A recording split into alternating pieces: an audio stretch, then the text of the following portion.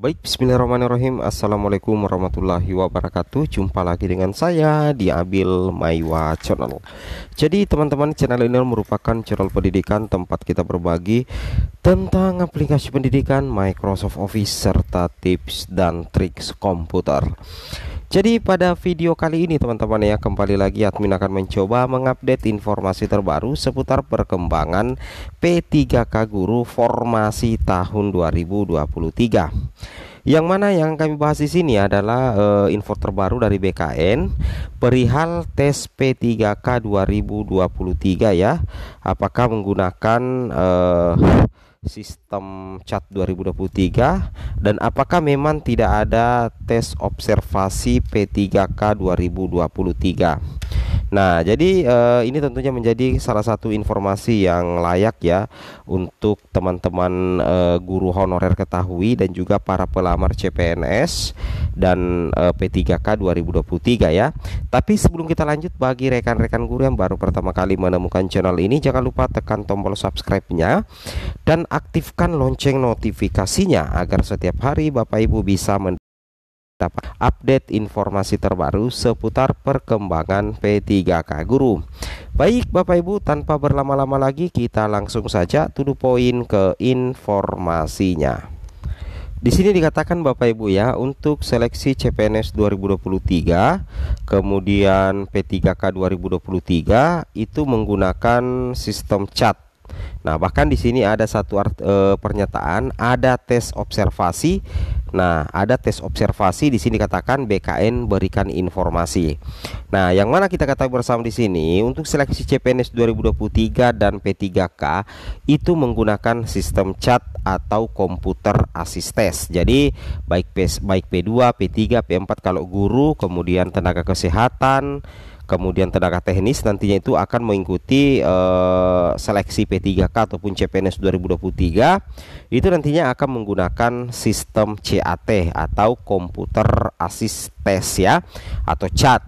Yang mana di sini Badan Kepegawaian Negara sebagai Ketua Panitia Seleksi Nasional Calon Aparatur Sipil Negara atau kita kenal dengan istilah Panselnas CASN itu meminta para pelamar untuk menyiapkan diri menghadapi tes nanti. Yang mana untuk pendaftaran CPNS 2023 dan P3K itu sudah semakin dekat ya Bapak Ibu. Insya Allah dimulai pada tanggal 17 September sampai 6 Oktober mendatang. Ya, itu ya. Jadi untuk pendaftaran CPNS 2023 dan P3K itu sudah semakin dekat Bapak Ibu ya. Nah, dan akan dimulai itu di sekitaran tanggal 17 September sampai tanggal 6 Oktober mendatang ya. Ini langsung dikatakan oleh PLT Kepala BKN Bapak Haryomo Dwi Putranto ya. Dia menyampaikan seleksi kompetensi dasar SKD CPNS itu meliputi tes wawasan kebangsaan ya, TWK 30 soal, kemudian tes intelijensi umum TIU 35 soal, kemudian tes karakteristik pribadi TKP itu ada 45 soal, total waktunya itu 100 menit ya.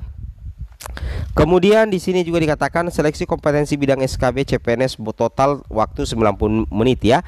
SKB meliputi 100 soal untuk jenis soal tidak dominan hitungan, juga 80 soal untuk jenis soal dominan hitungan Bapak Ibu ya. Nah, kemudian untuk seleksi P3K 2023 itu meliputi seleksi kompetensi teknis 90 soal, manajerial 25 soal, sosiokultural 20 soal, dan wawancara 10 soal dengan total waktu 130 menit. Baik CPNS maupun P3K nantinya diseleksi lewat sistem CAT. Jadi termasuk P3K guru ya, yang masuk kategori P2, P3, P4 itu semuanya nanti akan mengikuti seleksi menggunakan sistem CAT.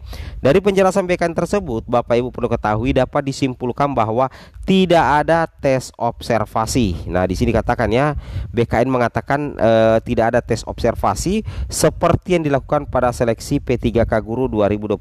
Maksudnya seperti ini ya, bukan berarti Iya betul ya, tes observasi itu sudah dihilangkan. Maksudnya kalau di P3K Guru 2022 kemarin tes observasi itu kan dilakukan oleh kepala sekolah ya, kepala sekolah, kemudian pengawas, kemudian dinas pendidikan. Nah, di tahun 2023 nanti sudah tidak ada lagi tes observasi dari kepala sekolah.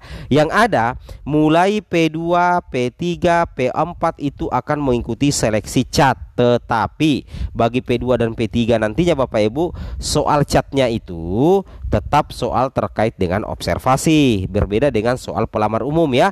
Kalau dikatakan tes observasi memang sudah tidak ada.